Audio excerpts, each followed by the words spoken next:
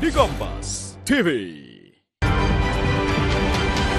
Kompas Update dipersembahkan oleh Aku pilih Morinaga karena waktu tak bisa kembali. Menyaksikan Kompas Update pukul 19 waktu Indonesia Barat. Badan Narkotika Nasional Sulawesi Tengah melakukan penggeledahan di salah satu rumah tersangka bandar narkoba.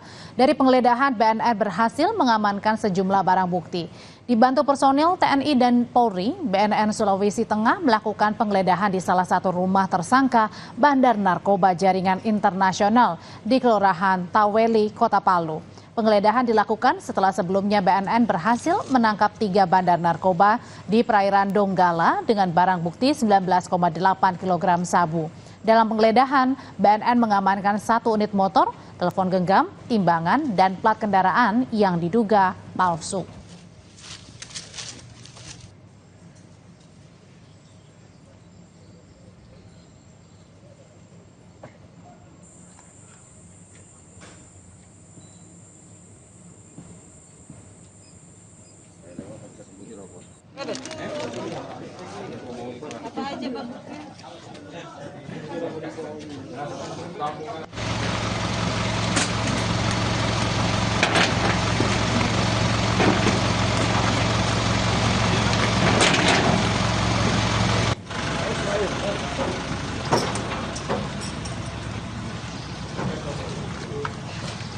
Demikian Kompas Update untuk saat ini. Sampai Indonesia Malam kami lanjutkan kembali.